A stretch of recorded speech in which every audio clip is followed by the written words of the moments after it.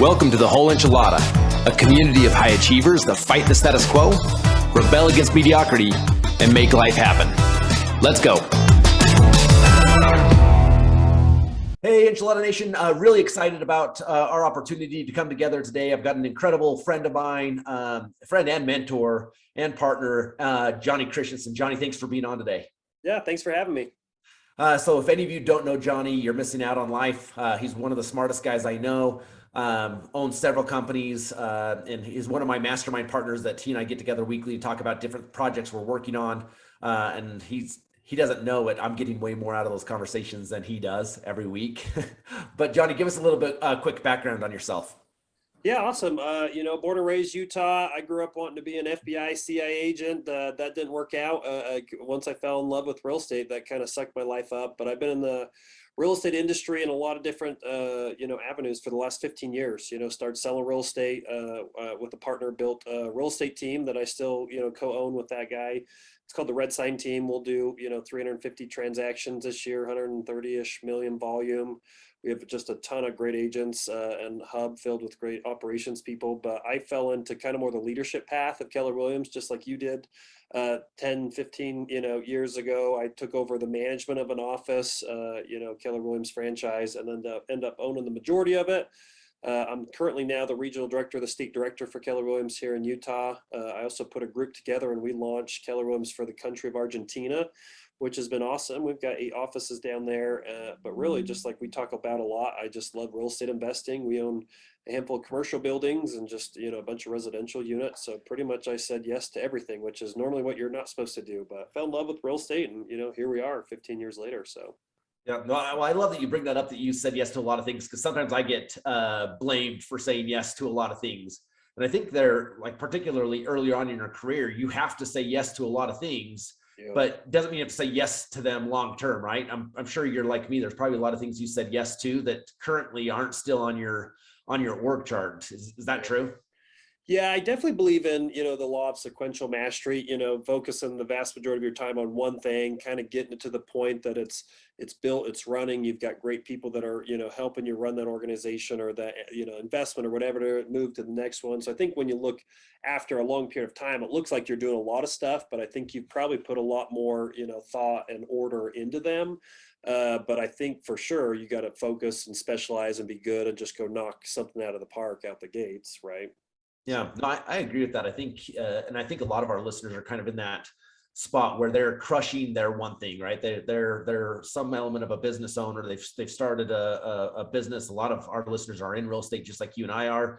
And they get to a point where they're crushing that one thing, and they have this like little burning in their belly of like, there's like this next level, but I just don't know how to get there, right?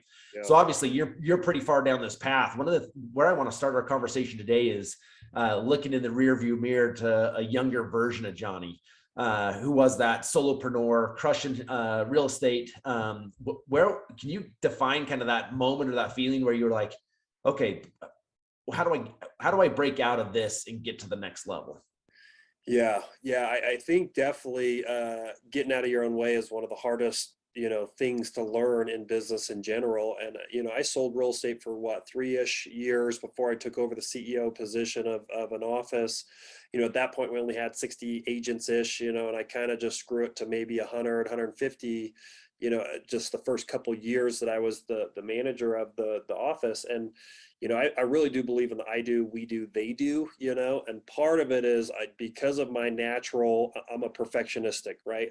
A perfectionist, right? I have OCD, like everything I do, I want it to be perfect and clean and tidy and organized, which a lot of times can be a strength, but it also can be a weakness that works against me, right? Because if I pass something off, it's hard for me to do that because I think I could do it better or faster. It's going to have a better impact. And that works against you when you're trying to go build big businesses, right? So I think, when I stepped out of sales and took over that CEO role, it was kind of a forced exit to learn how to grow a real estate sales business through other people. But I also think just that first couple of years as a team leader in the Keller Williams system, it's got to be one of the top 2, if not the most demanding job in our system, right? And I learned not fairly quickly, but maybe over that first couple of years, that like eventually I was going to hit a ceiling that I could only do so much. I only have so much time in a day. I only have so much ability to meet relationships. You know, you can't be everything to everybody. And there was just, I set things up in my world that I was the resource, right? And people, I would train them and coach them, I'd recruit them, and everybody kept coming back to me for things. And eventually, like, I just reached a breaking point where I just thought I was going crazy because I just couldn't do anymore, you know. And I always had a lot of ambition, but I knew that, I think it was just that realization that I was my worst enemy, right?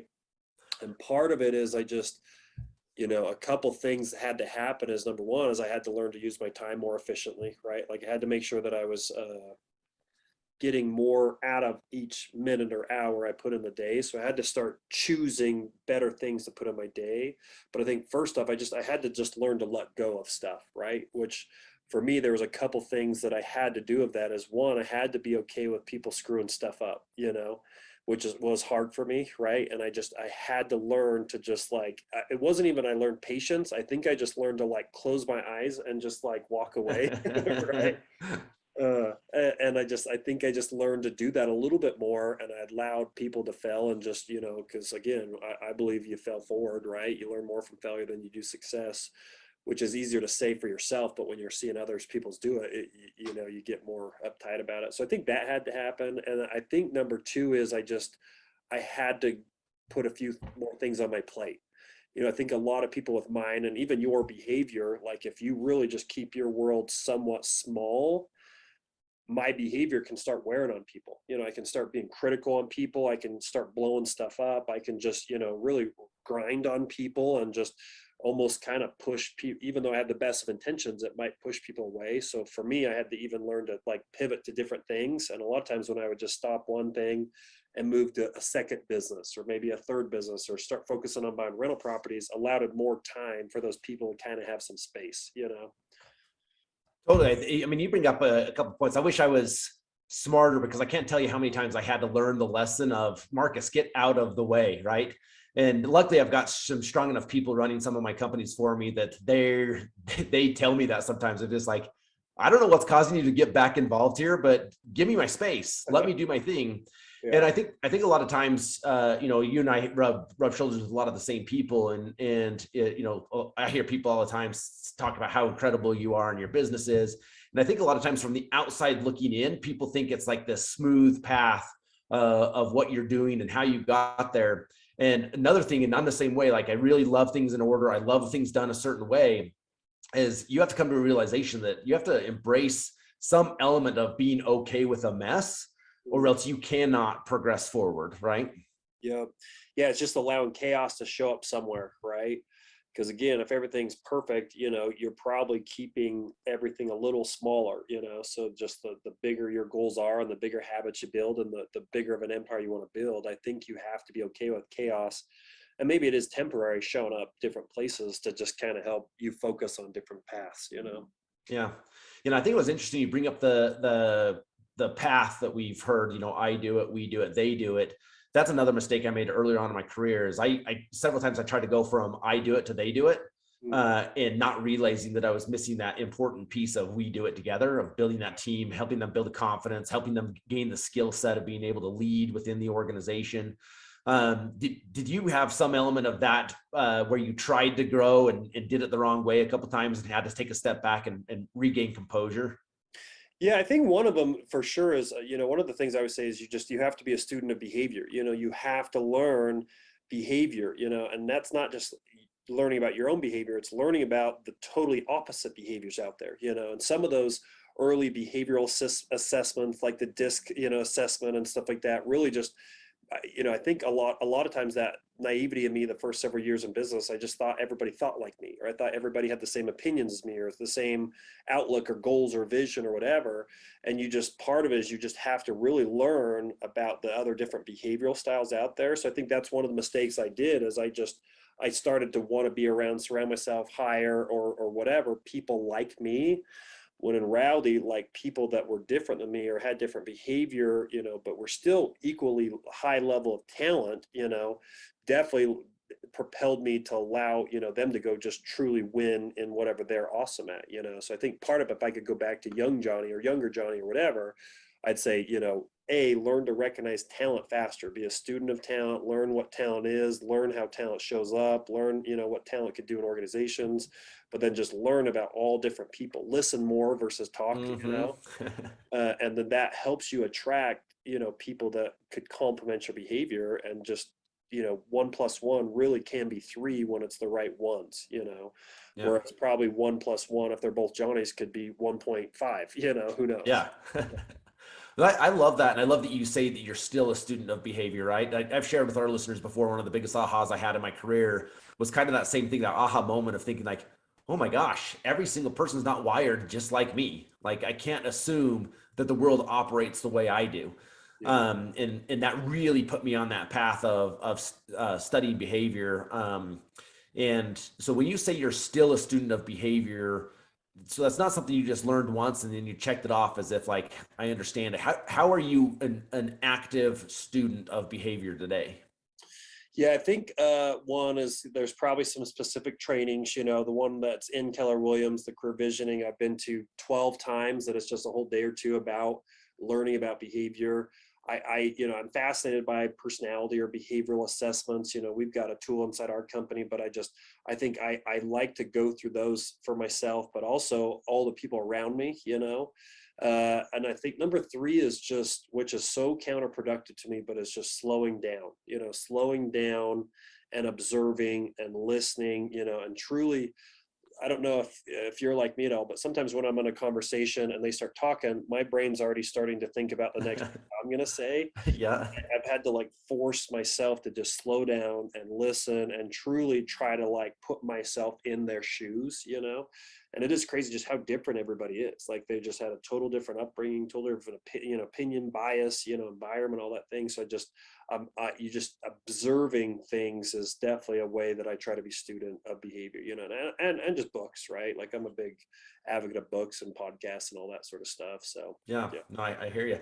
So let me ask a follow-up question to this, because the interesting thing is, and I'm looking back at my own career too, is I became a student of behavior, understood that a combination of the right behaviors is actually what accelerates a company forward. And I love that you brought up that there is a clear difference between talent level and behavior. It's high level talent in the right behavior, finding the right combination within your organization. And I went through that process, and there were still some failures for me behind that, even hiring high level talent in the right behaviors. And what the next kind of aha I had for myself in that scenarios was, well, am I a strong enough leader to be able to lead a high level talent in this behavior? So talk to me a little bit about the relationship between understanding behavior, having the right talent on your team, and then because you're an incredible leader, you're one of the best leaders I know, of how you combine that idea of behavior and talent and then becoming that leader for them.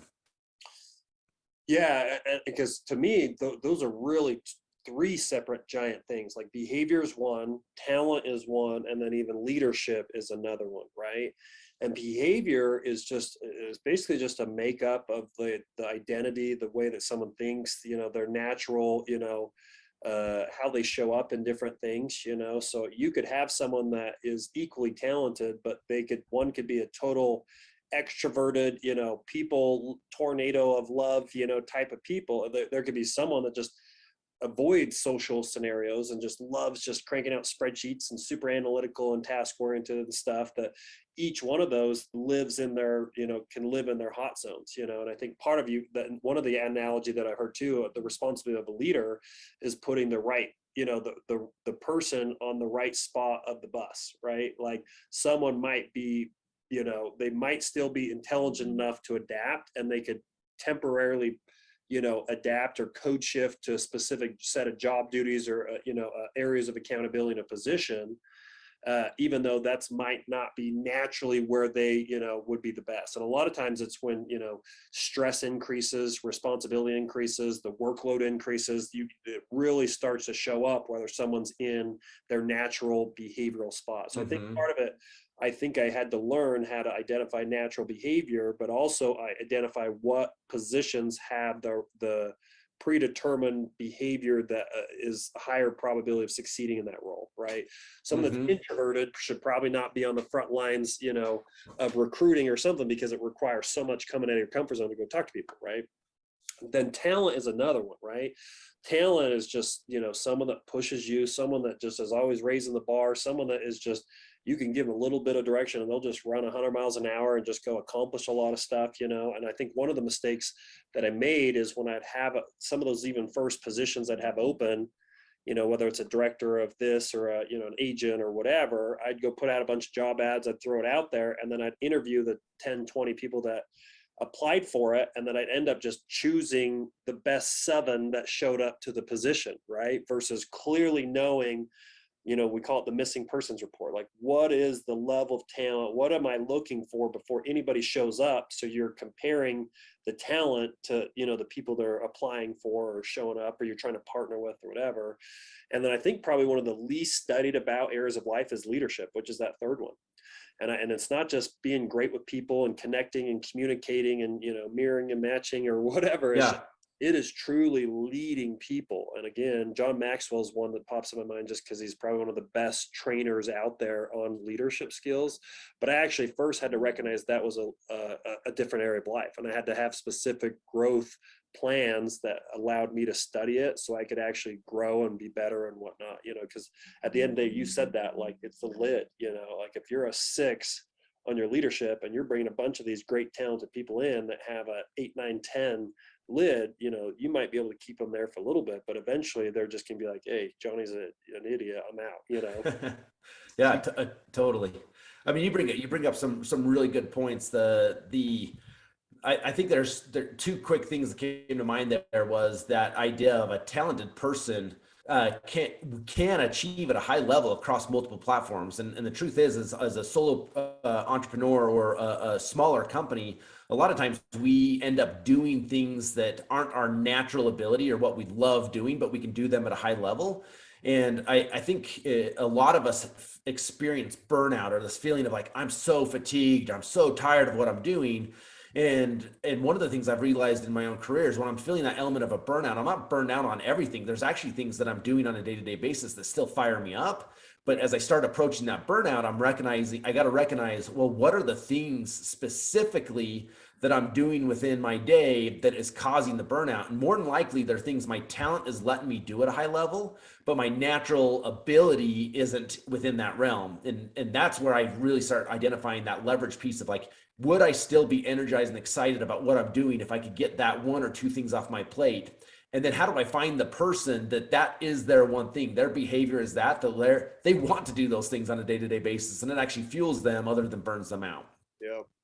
Yeah, I believe that, the people that spend the most amount of their time doing what they're the very best at, no doubt make the biggest impact, make the most money, have the best energy, because burnout to me, I've been in series of it, and it was probably either me investing my time in things I wasn't great at, and I should probably pivot to things that I'm better at, that energize me, that I get, passion from. Or number 2 is, I think a lot of it probably has to do with who you surround yourself with. There's been different points in my career where I felt burnout and things that I thought brought me energy no longer were bringing me energy. But I started diagnosing it, and I realized it's because I was surrounding myself with people that sucked my energy out. I don't even know what book it is. Maybe but it's that book that talks about you spend a third of your time with people above you, a third with people at your level, and a third people below you that you're helping grow. Mm-hmm. And sometimes when I've got out of balance like that, no doubt, and I'm spending the vast majority of my time trying to help everybody else and not people that are pushing me to be bigger, definitely starts, burning me out. So yeah, and I think that's a big piece of leadership is that the bigger your organization gets, and you and I both run some pretty sizable organizations, is there's more people that need some element of fuel from you, right? And you mentioned that you spend a lot of time reading books and personal development, things like that, which allows you to have more fuel to give. But as your world gets bigger and bigger, there's more people that are taxing that fuel. And I think it's really important to make sure, like, well, who is it that's fueling me? Like, I see my responsibility of the people that are counting on me on a day-to-day basis, but where is it that I'm getting fueled? And I don't know if this has been your experience too. As you know, I love to read and listen to podcasts as well, and I can get some element of a refuel with that, but that doesn't replace having those mentors and people, actual face-to-face relationships of people that you're leaning into that are helping you get to the next level as well. Yeah. Yeah, I think just naturally people, we want to progress, we want to create, we want to, see improvement, like the human species is so different than every other animal out there. Every other animal can just be status quo, but just part of it's just like when you stay at a same level, I don't think that just it's maintaining, it's actually causing a lot of the negative things that are out there, depression, anxiety, burnout. So I just think part of it is just you've got to constantly be challenging yourself of what the next thing is, or what the next thing you want to learn about, or what the next thing you're going to do, or even working out, like Yeah. pushing yourself, to just grow. So, Yeah, I'm of the belief system. Unfortunate. This is unfortunate, but it's true as far as I'm concerned. Is there is no plateau in personal development, yeah, right? We go through these stages of I want to learn, I want to grow, and we get to a place where we're happy with what we've accomplished, and our expectation is that we can kind of plateau off at that level and just enjoy the ride. yeah, But in my opinion, if you're not actively working on growing and getting to the next level and making yourself better, you're actually declining. You're working backwards. yeah, And there's some element of a responsibility when you get to the next level. You have a higher responsibility to self and higher responsibility to those people that trusted you and buoyed you up on that responsibility. That if you decide to try to be stagnant and in essence aren't stagnant and plateau, but you're going retreating, you're actually doing a disservice to everyone that trusted you and helped you get to that level. Any yeah. thoughts on that? Yeah, I think what popped in my head was, one of my favorite things that Gary Keller says is, the research clearly shows that the happiness happens on the way, or the journey to accomplishing something. It's Mm-hmm. not in the actual accomplishment or the actual like having hit the goal, but it's, having big things out there that you've set your mind to, and then the journey that you're on actually like creates the happiness within you. Like there's probably so many comparisons to that, but like when I feel like I'm productive and I'm moving forward and I'm accomplishing big stuff, like I'm happier there than when I've actually hit some of the benchmarks I've set for myself. Because a lot of times too, even the way my brain works, like my mind's, even when I get close to hitting a certain goal category or whatever, my mind's already moved on to the next one, because I've already Mm-hmm. trained my mind that it's the progress that creates my joy, I guess, in life, right? Yeah, I love that. I mean, you get an opportunity to coach with a lot of people as I do, and I can't tell you how often I hear people say, "Well, if I just made this amount of money, or if I just had this much money in the bank, or if I just had more freedom of time, if I just had these things, I would be happy." And I think what you just said is so critical for this journey of entrepreneurship. There is no one thing that will create the happiness. It's if you're not enjoying and finding happiness in the journey. Not to say that being an entrepreneur is hard. It's not every day is rainbow and sunshine. It's difficult, but if you're not finding happiness and joy in the process, then something's got to change in how you're experiencing the journey, not Yeah, just hoping for that one critical thing that may happen at some point that you think will cause happiness. yeah, totally agree. Totally agree.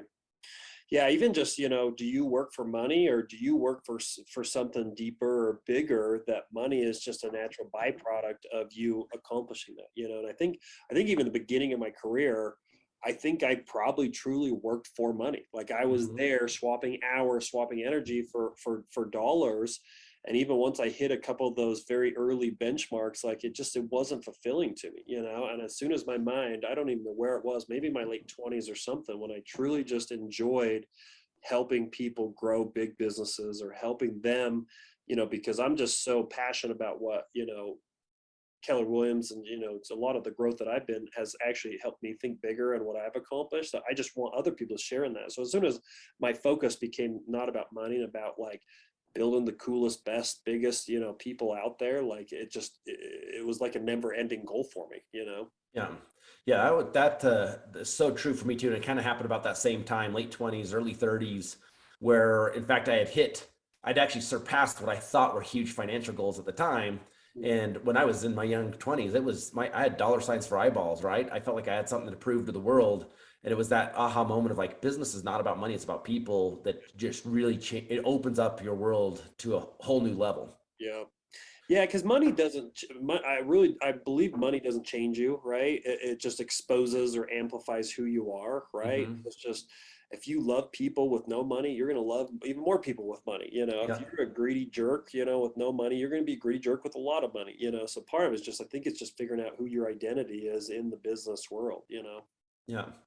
Well, let's shift gears real quickly because we've talked a lot about succeeding within the realm of business and avoiding burnout and finding joy in the process. But one of the things I love about being an entrepreneur is there's a more blurred line or almost no line between what you're accomplishing and succeeding on a business front as what you're doing on a personal front. Where like you look at people that are a banker, for example, they're a banker from 9 to 5, and then they're whatever else they are, a hobbyist and a family man every other hour. Where I feel like that's the beauty of the entrepreneurship and the enchilada journey is how do we live in a way that we're being true to ourselves in all aspects of life at the same time. So how do you find balance with all the companies you're running, the people you're leading, the people that are counting on you, and still finding time for self, your personal hobbies, your family, your everything else you got going on in your world?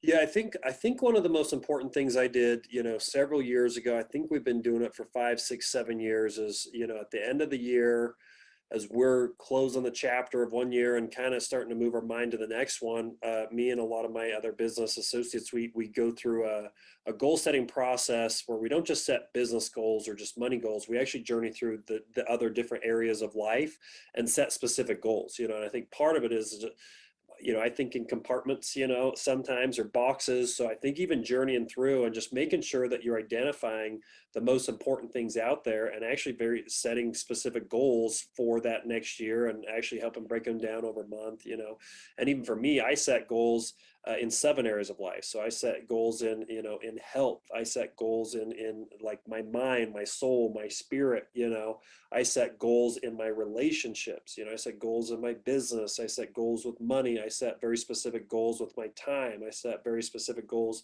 in leadership, or contribution and charity, So I think part of it is you have to actually recognize, because if you don't know what you don't know, and how many people out there actually set very specific goals for relationships, Yeah. And I even do a inventory at the end of the year, as I actually just say, all right, who's the most important people in my life? My kids, my spouse, my friends, my coworkers, and I'll even sometimes rank them. Right now, if I had to discover 1 to 10, how would I rank my relationship with this son, from 1 to 10? And sometimes I'm proud. Sometimes I'm like, I need to clearly dedicate more time to that specific relationship. So I think having clarity of where you are and setting specific goals is there. And I think that also, once I've actually done that, it helps me identify what's the most important and what is just the world controlling my time, right? Yeah. And the more clear, because even in the real estate world, we know lead generation is a huge money producing activity. That is part of your 20%. That is part of something, if you spend time on, it will achieve the vast majority of results, right? So what is the few or the 1, 2, 3 things that you got to do with your spouse, your kids, your health, or whatever, that just helps you make a bigger impact?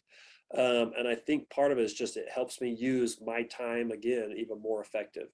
Because the most successful people in the world, I think the myth is that they're so busy and they're just running around crazy and they've got a million things. Like maybe Elon Musk might be like that still, I don't know, but like a lot of times the most successful people I know are actually the most accessible, because it's not only they just made a lot of money, but they learned how to use their time the best, and the most efficient, which they've set their life up in all those areas of life very efficiently. And I think, like we already said, another one would just be chaos. I think Mhm. sometimes I even roll into a month, week, a year, realizing that I might have neglected something important to me, and I have to counterbalance and probably really spend that, because I believe in momentum too. Like even for me financially, right? We've talked about this, like from going from like broke as a joke, like I grew up poor, single mom, like just had a negative net worth a lot of my early years, to making and having a net worth of my first $1 million. Like that was so difficult of a journey, right? It just took Mhm. so much energy and effort. But once I accomplished that, for me to go from 1 to 2 or something actually required drastically less energy than that first pass. So a lot of times when I could prioritize and focus on one area of life, not necessarily maintenance mode, but even getting it into like a momentum mode, Yep. became so much easier, right? Like going from chubby Johnny to fit Johnny, for sure, and I've been in different journeys of that, is way harder than just to stay fit, right? So I think part of it is just allowing that chaos to show up so you can get focus and get something a little bit easier to maintain than to actually climb that mountain, I guess, right? Yeah. I love this conversation because it's so in alignment with the purpose of the whole enchilada is this idea of like, well, right now I'm going to focus on my career, making a lot of money so I can enjoy my family and relationships later. Well, that some of those things aren't going to be waiting for you. So it's about how do we create this momentum and give the right energy to the right things at the right time. I love your 7 categories. I follow almost the exact same 7 categories. I do the same thing. I give myself a grade on it. One thing I did earlier this year is I actually asked my wife to give me her grade of how she thought I was doing in those 7 areas, which was interesting to see how her perception of my success in those areas was different than the grade I was giving myself. And same one other comment I'd make on that I think is interesting is if when we set goals around each of those 7 categories individually, that I think the next piece of that puzzle is you have to ask yourself, can the goals I set in each of these 7 realms cohabitate? Because sometimes we think so big when we're just identifying just in physical fitness, I'm going to do this. And then I shut that side of my brain off, and just in my business, I'm going to do this. We set these big goals, but then when we put them all together within a calendar time frame, the question becomes is, can these coexist? Yeah. And if not, how can I make them coexist? And if they can't coexist, what do I need to adjust within them so that they can coexist? Yeah. Yeah. A lot of times the relationship category can be a part of everything, go work out with someone, take a business meeting to your kid's school and eat lunch with your kids, see how that, how they show up there. Yeah. I think there's so many overlapping ways that you can accomplish 2 or 3 areas of life with one set of tasks for sure. So. Yeah. Love that. Well, let's wrap up our conversation. You and I could talk all day long about this stuff. We'll have you on again. But I sit here making notes while we were talking. I think we hit a couple really cool topics today. Any last comments or thoughts you want to share with our group? Yeah, just, it seems common sense. I think everybody says it, but just invest in yourself. I think even some of the years where I felt like I just coasted into a new year or just didn't have a concrete plan on what my growth plan or how I was going to, really challenge myself that year. I look back and those are probably my years I felt burnout or sad or just felt like I didn't accomplish a lot. So definitely invest in yourself. But then again, the second piece is just, nothing else matters besides relationships. I think having real clear relationship goals and how you want to invest in other people and what you want to get out of relationships, I think is super powerful.